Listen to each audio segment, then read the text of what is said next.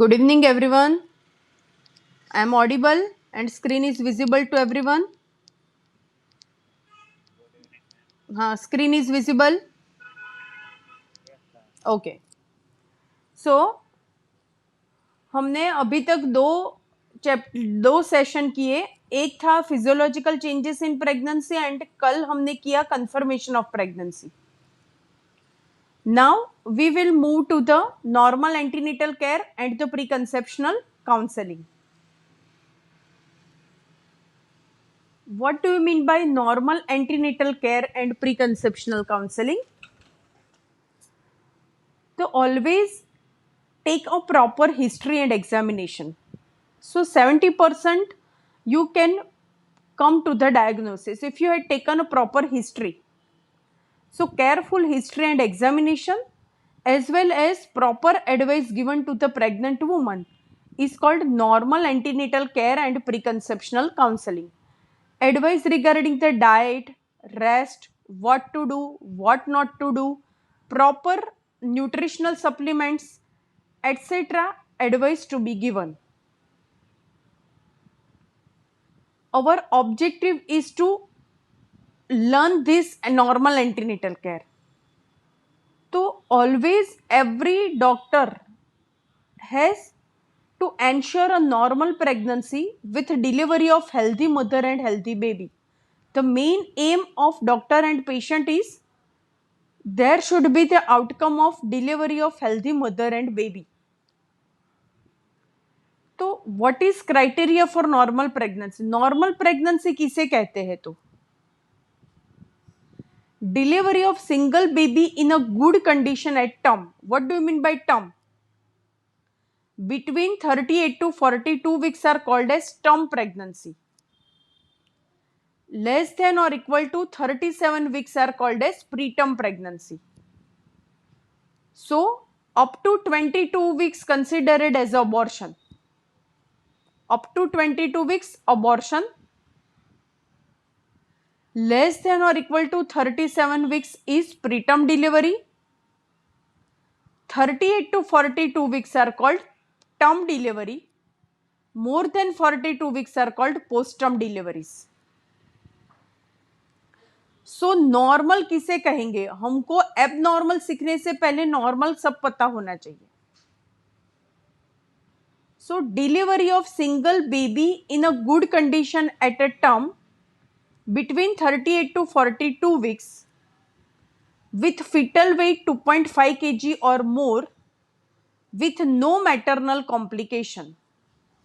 एक तो term delivery होनी चाहिए. डिलीवरी के बाद baby should be in healthy condition. Baby weight should be more than 2.5 kg और पोस्ट डिलीवरी मदर को कुछ कॉम्प्लिकेशन नहीं होना चाहिए. So that is the criteria of normal pregnancy. तो ये क्राइटेरिया को फुलफिल करने के लिए हम जो भी एडवाइस करते हैं या पेशेंट जो भी फॉलो करना पड़ता है, इन्वेस्टिगेशंस कराओ, मेडिसिन समझाओ, that is considered as a normal antenatal care. So when the antenatal patient comes to you,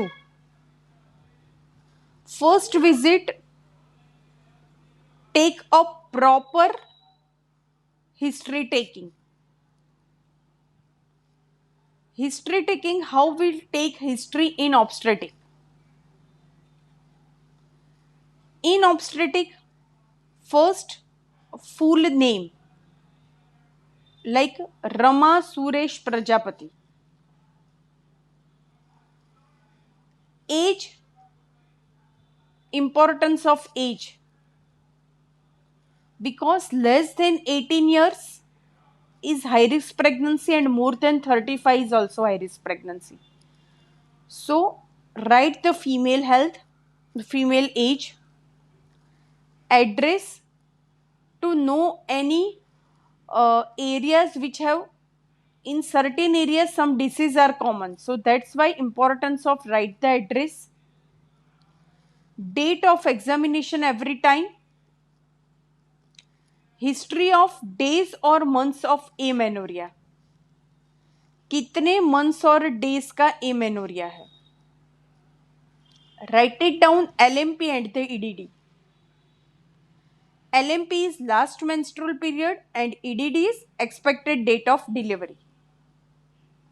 कल मैंने सिखाया था कि हमको ही अपने आप LMP और EDD बना के लिखना है.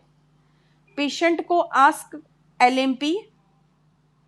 LMP जो भी है उस पे हम EDD बनाएंगे.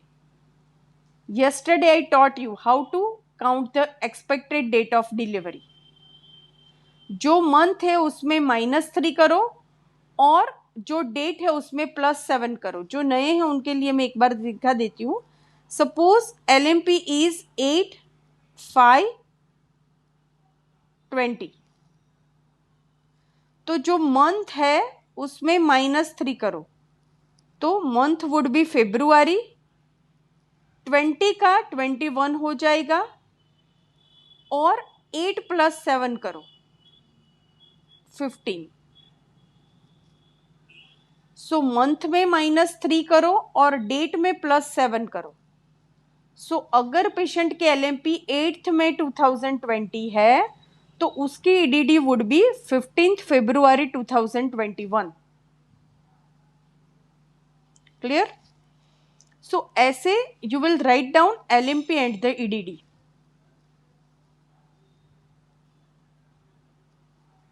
Then write about the gravidita, parity and abortion. What do you mean by gravida? Pregnant state both present and past. Gravidity means what? अभी का प्रेग्नेंट स्टेट और पीछे के जब जितनी भी बार प्रेगनेंसी रुकी है that all counts in a gravidity. सो अगर पेशेंट को एक पहले मिस अबॉर्शन है और अभी प्रेगनेंसी है तो ग्रेविडा इज 2. देन पैरिटी में ABCD ऐसे लिखते हैं. A means number of term pregnancy, जितने टर्म डिलीवरीज हुई है वो. B मीन्स प्रीटर्म डिलीवरी हुई है वो. C means number of miscarriage and D means number of live children. अगर ऐसे नहीं लिखना है तो मैंने इसका सिंपल सॉल्यूशन निकाला है GPAL. मैं ऐसे लिखती हूं. G मीन्स ग्रेविडिटी, कितनी प्रेगनेंसी हुई है. सपोज 2 हुई है. पैरिटी आगे एक नॉर्मल डिलीवरी हुई है तो राइट 1. अबॉर्शन हुआ है तो राइट 0 और 1. और कितने लाइव इश्यू है, नहीं है तो L0. So this is how we write gravidity and parity. So इतना आप लिखते हो तो उसमें सब समझ में आ जाता है कि इसकी 3rd डिलीवरी है, आगे मिस अबॉर्शन हुआ है कि नहीं, लाइव प्रेगनेंसी है कि नहीं. Everything we can know by this thing. हाँ बोलिए.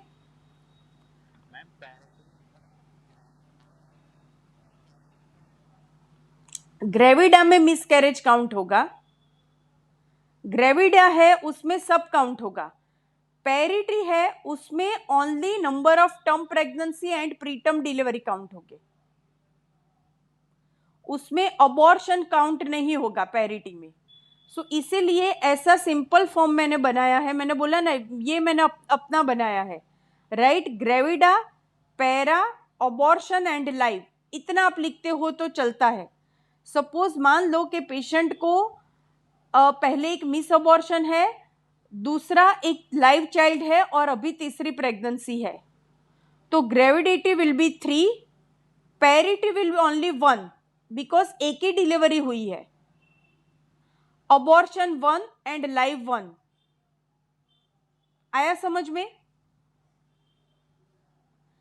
अबॉर्शन है उसमें अबॉर्शन का लिखो, लाइव इश्यू है उसमें लाइव इश्यू लिखो, और पैरिटी में जो लाइव बर्थ हो चुका है that only comes the into parity.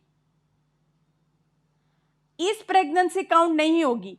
पीछे में जितनी लाइव प्रेगनेंसी हुई है that comes under the parity, और ग्रेविडा मीन्स पास्ट की प्रेगनेंसी, अभी की pregnancy, abortion, everything will count into gravida. So write simple form GPAL.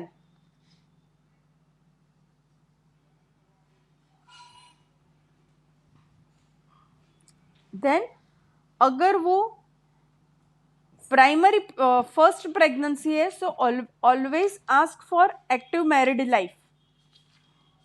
सो उससे हमें प्रेशियस प्रेगनेंसी का पता चलता है कि कितने सालों के बाद रही है, क्या हुआ है. So that is the importance of right the active married life. Then ask about the occupation. Patient किस जगह काम करता है, हाउसवाइफ है या किसी वर्कर में जाता है, तो we can understood. Then ask about the complaints, present complaints. History of any major disease, surgery, blood transfusion history always ask. Detailed obstetric history, it is same like a gravida para मैंने पूछा वही detailed उसका पूछो कि हाँ आपने पहले लिख दिया पर अबॉर्शन हुआ तो abortion at 8 weeks before 2 years. Suppose history of abortion due to congenital anomalous child at 16 weeks 3 years back. अगर पेशेंट का पहले एनोमोलस चाइल्ड हुआ है, खोड़ खापन का बच्चा आया है खामी युक्त, तो इस टाइम पे भी हमें ध्यान रखना पड़ेगा. सपोज एनेनकीफेली चाइल्ड यानी जिसका ब्रेन ही नहीं हो, ऐसा बच्चा हुआ है जिसमें स्पाइना बाइफिडा हो, स्पाइन का ओपन होता है. अगर उसको ऐसा पास्ट में बच्चा डिलीवर हुआ है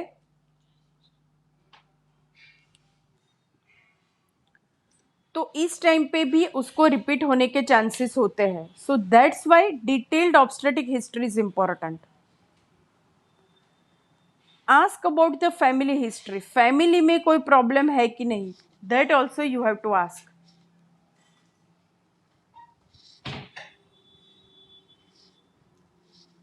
देन द पर्सनल हिस्ट्री.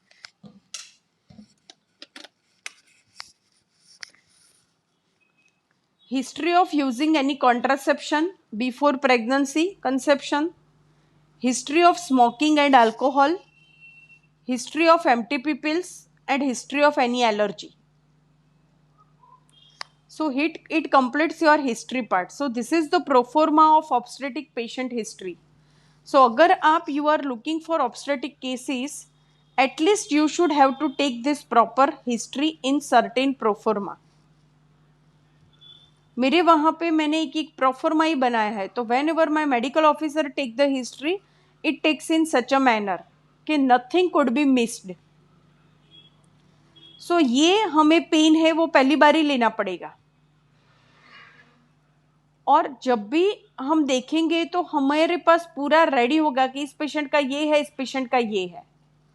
अगर you had not taken history in a first visit तो every time you will confuse और you may misdiagnose. So that's why itni detailed history is very important on first visit. Everyone clears up to history part, then we will move to the examination part.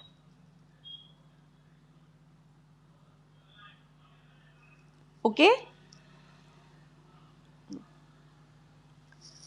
then on examination check for height, weight. Height and weight. Height first time ले लेने की. What is the importance of height?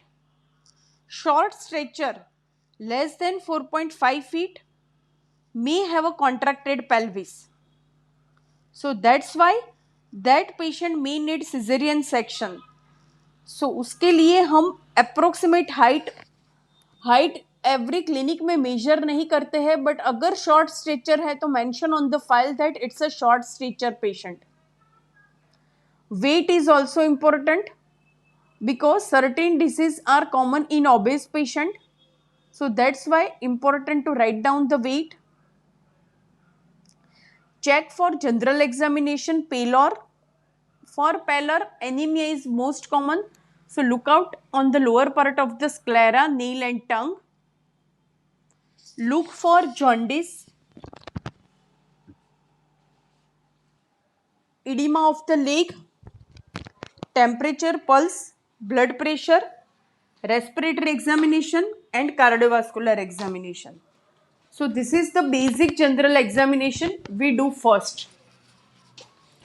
Then move to the obstetric part. Per abdomen, per speculum and per vaginal. Per speculum and per vaginal we usually do on the first visit if the patient permits, or only if the patient complains of any bleeding infection, then only we do the PS and PV. Per abdomen examination is always done to check the growth of the baby. As we learned yesterday, up to 12 weeks, it remains the pelvic organ. Major demarcation हमें पता होना चाहिए. 16 weeks पे वो midway between umbilicus and pubic symphysis होगा. अगर umbilicus तक है then it is 24 weeks. Umbilicus और जिफिस्टर्नम के बीच है तो 28 वीक. जिफिस्टर्नम पे 32 week.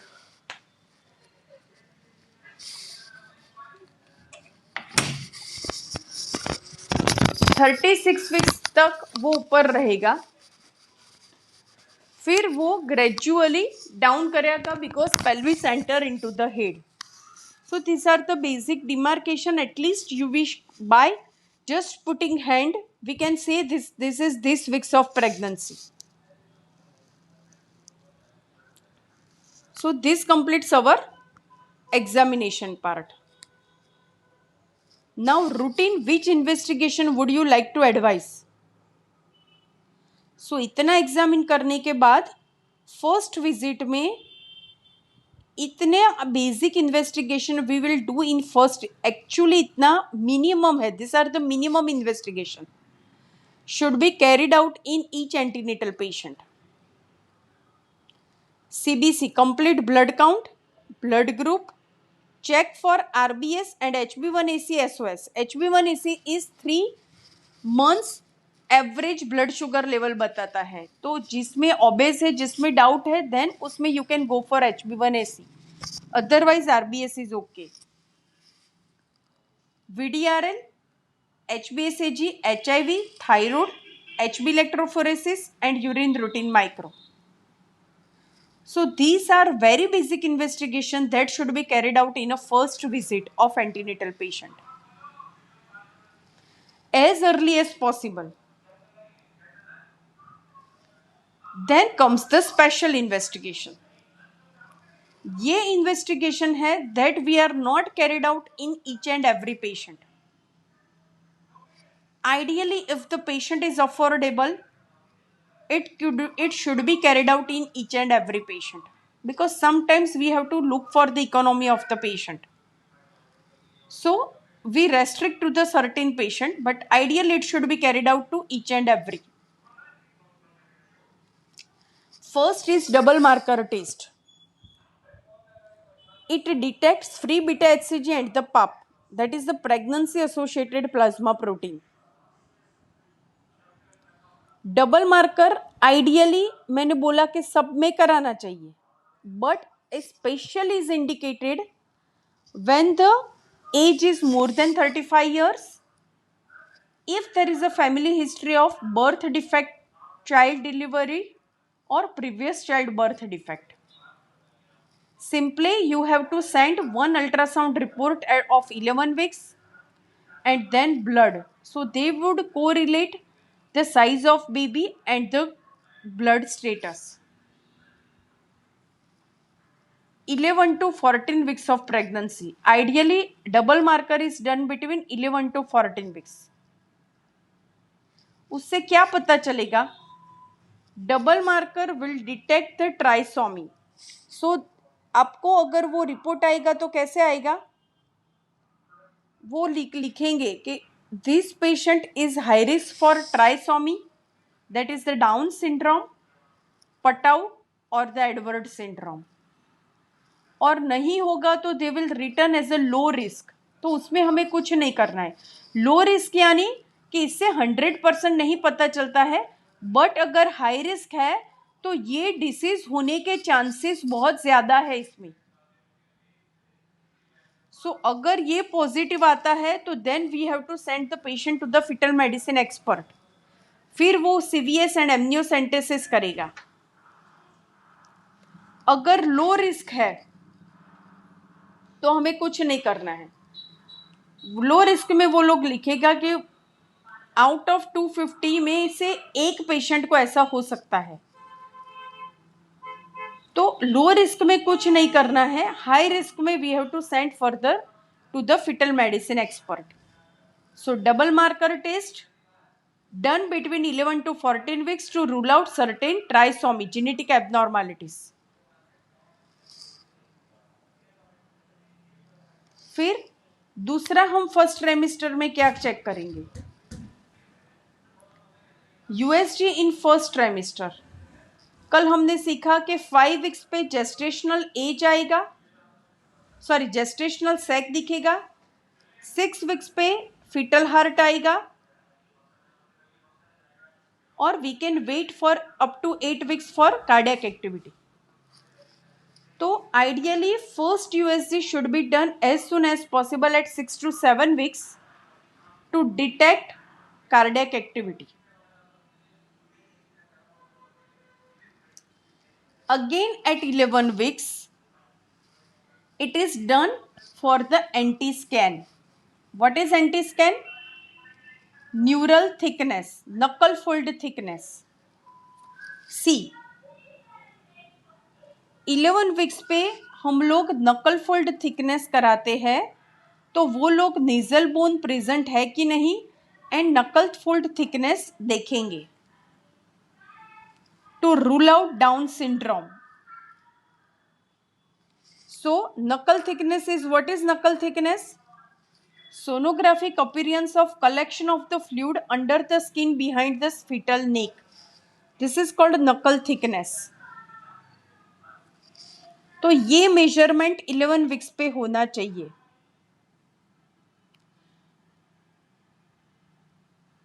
It is done when CRL is between 45 to 84. इतना याद नहीं रखना है। तो when CRL is more than 50 mm, go for knuckle thickness, and at 11 weeks this knuckle fold thickness should be less than 2.5 mm. If this knuckle fold thickness more than 2.5 mm, it is abnormal. So again, अगर knuckle fold thickness ज़्यादा है, then we will send the patient for double marker. तो पहले always do go for ultrasound and then send the patient for double marker. So this is a knuckle fold thickness C. नेक का पीछे का portion है, उसकी measurement लेते हैं। It is done at 11 weeks. So this completes the investigation of first trimester. अगर first trimester में patient आता है तो आप क्या क्या कराओगे? First take the history, routine all the blood investigations, go for ultrasound at 6 to 7 weeks for cardiac activity, 11 weeks ultrasound for anti-scan. अगर आपको डाउट लगता है और if the patient is at a high risk, go for double marker test to rule out anomalies. Clear everyone?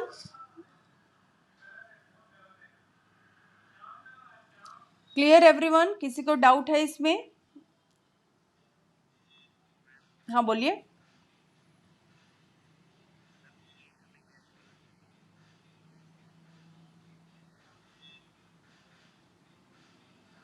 वो नहीं पता चलता है। वो हमें कैसे पता चलेगा? कि वो लोग सिर्फ आपको बोलेंगे कि ये पेशेंट ट्राइसोमी के लिए हाई रिस्क है, ठीक है।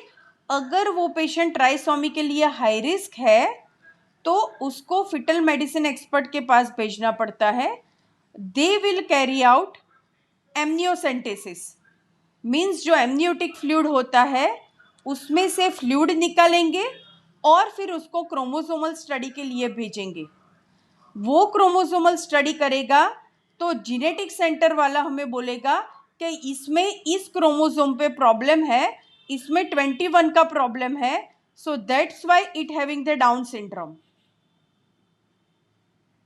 Got it? Okay.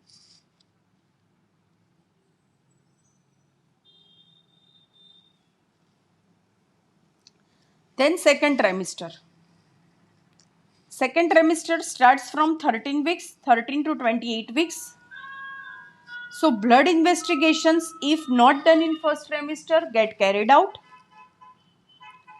At 22 weeks पे again repeat CBC, RBS, routine micro and TSH, SOS. Because एक बार करा लिया पर उसका हीमोग्लोबिन ड्रॉप नहीं होता है, वो देखना है. अगर पेशेंट मेडिसिन नहीं लेता होगा तो उसको फिजियोलॉजिकल एनीमिया होना स्टार्ट हो जाएगा. Gestational diabetes usually detected after 20 weeks. तो 22 वीक्स पे हम लोग उसका बेसिक रैंडम ब्लड शुगर करा के देख लेते हैं. Always check for urine routine micro, तो उसमें भी अगर यूरिन में शुगर है, कुछ भी है तो पता चलता है. Then special investigation here also comes. Double marker हमने सीखा, फिर आया triple marker that detects alpha fetoprotein, unconjugated estradiol and HCG. ये सब याद नहीं रखोगे तो चलेगा, बट कैसे कब कराना है वो आपको पता होना चाहिए. तो triple marker usually triple and then newer में क्वाड्रुपल आया. तो ideal time to do this marker is 14 to 22 weeks and ideal time is 16 weeks. तो क्यों ये आया? Because there is certain limit in double marker. तो उसका एडवांस आया ट्रिपल एंड क्वाड्रुपल मार्कर, उसमें कई सारे ट्राइसोमिस का पता चलता है. और अगर बाय मिस्टेक फर्स्ट ट्राइमेस्टर में पेशेंट नहीं आया और सेकंड ट्राइमेस्टर में डायरेक्टली आया है, उसने आप डबल मार्कर नहीं कराया है, तो you can have a chance to go for this quadruple and triple marker test. तो ideal time is 15 to 17 weeks. Detect trisomy 17, 21, 18 and neural tube defects आपको पता चलती है. सेम अगर पॉजिटिव आता है then send the patient for CVS means chorionic villus sampling and amniocentesis and karyotyping करके वो बोलेगा, वो कंफर्मेशन देगा. दिस इज मार्कर टेस्ट आपको सिर्फ हाई रिस्क है कि लो रिस्क है वही बताएगा. लो रिस्क है तो कुछ मत करो, हाई रिस्क है तो send it and carry out के कौन सी ट्राइसोमी है. देन 4D एनोमली स्कैन. अभी पहले रूटीन था पर अभी 4D 4 dimensional anomaly scan at 22 weeks to rule out all congenital anomalies along with fetal echo. Ideally at 22 weeks it should be done. 4D fetal anomaly scan along with fetal echo. कई लोग नहीं कराते हैं, but on the safer practice it is the ideal scan what we are doing in our practice. साथ में warning sign explain करो patient को कि अगर ब्लीडिंग होता है, कांस्टेंट एब्डोमिनल पेन रहता है, हेडेक होता है, डिक्रीज फिटल मूवमेंट होता है, इसमें से कुछ भी हो then contact immediately to the hospital. So this completes our second trimester में क्या क्या कराएंगे.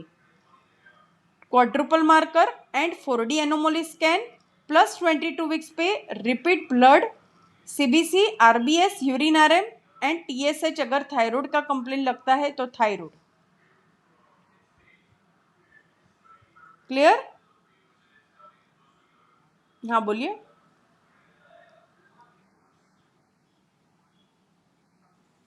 सु सु क्या क्या?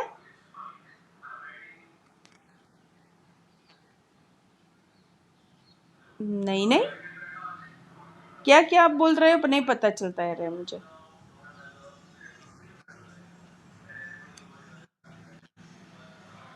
हाँ हाँ, सेम सेम, हाँ same same same same same. पर हम लोग तो ऐसा लिखते हैं कि go for, because every radiologist don't have the 4D scan. तो अगर नहीं है तो आप रूटीन 2D भी करा सकते हो, ऐसा नहीं है। बट अगर 2D scan detect 85% एनोमोलिस, 4D detect 85%। अगर क्लेफ्ट लिप है, क्लेफ्ट पैलेट है, बीच में टूटा हुआ है, तो वो 4D में पता चलेगा, 2D में नहीं पता चलता है। इंटरनल ऑर्गन सब 2D में पता चलेंगे। हाँ बोलिए।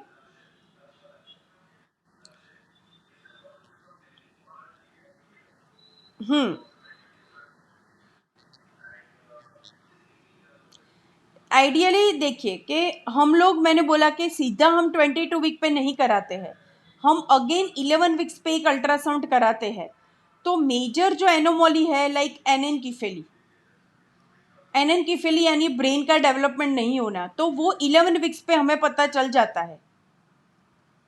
तो 22 वीक्स पे आपको कैसी एनोमोली देखने को मिलेगी? Spina bifida. Spina bifida means spine में डिफेक्ट है, ऐसा कुछ भी है तो you have to go for abortion.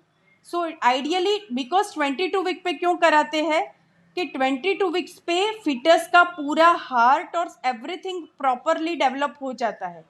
So that's Y 22 weeks पे हम लोग कराते हैं। उसके पहले कराते हैं तो may we miss the some anomalies. So that's why 20 to 22 weeks पे कराते हैं। अगर एनोमोली आती है तो have to go for termination. और 20 वीक्स पे तो एमटीपी क्यों तब तक क्यों है? बिकॉज वो लोग इसलिए है कि जो लोग ऑफिशियली एमटीपी कराते हैं। बट अगर 22 वीक्स पे कोई ऐसी मेजर एनोमोली डिटेक्ट होती है कि जिससे बेबी की लाइफ एंड डेंजर होती है, then definitely you can go for termination of pregnancy. उसमें कोई लॉ लागू नहीं पड़ता है। सपोज स्पाइना बाइफिडा 22 वीक्स पे डिटेक्ट हुआ है, तो definitely that patient can go for termination.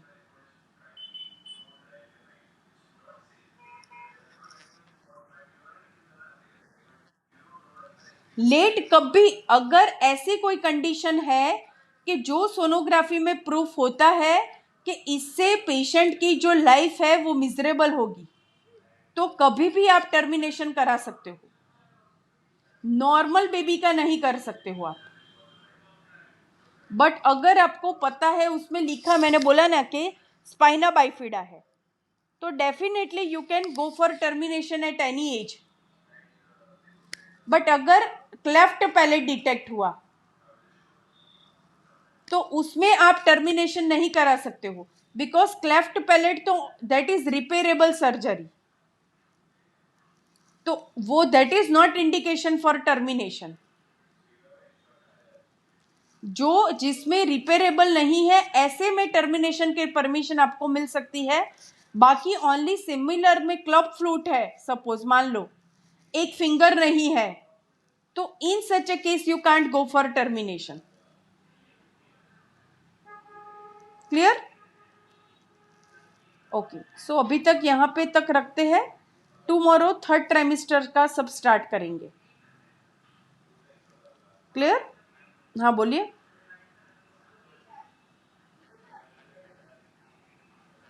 Hmm.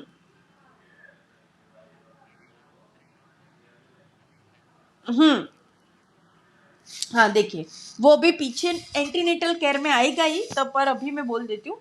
Suppose आपको डिफ्रेंशिएट करना पड़ेगा कि whether it is physiological oedema है कि पैथोलॉजिकल है। तो डिफरेंस कैसे पता चलेगा? Physiological oedema is due to pressure of inferior vena cava on the gravid uterus. So उससे लिम्फेटिक ड्रेनेज अफेक्ट होता है। तो ऐसा एडिमा रेस्ट करने से चला जाता है। तो पेशेंट टिपिकल बोलेगा कि जब सुबह उठते हैं तब एडिमा नहीं होता है, पर पूरा दिन काम करने से या खड़े रहने के बाद शाम को सूजन आ जाती है, फिर आराम करने से वो चली जाती है. So that is physiological oedema and it is not painful. But अगर if it is oedema due to PIH है, एनीमिया है, तो वो आराम करने से रिलीव नहीं होगा और it is always painful, pitting edema. That is the how do you differentiate between physiological edema and the pathological edema. Clear? Okay, anyone other have the doubts? Dr. Vanishri, Dr. Prerna, Dr. Ram?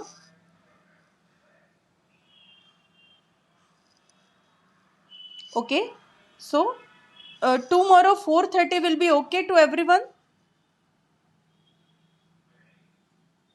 Everyone? Okay, so कल थोड़ा मुझे काम है तो 4:30 को मैं ले लेती हूँ, तो 5:30 तक I will be free. Okay, so tomorrow lecture will be on 4:30. Okay, we will continue same. This antenatal care and investigation 2 to 3 days it will take to complete. Okay, fine. Bye bye. Bye bye.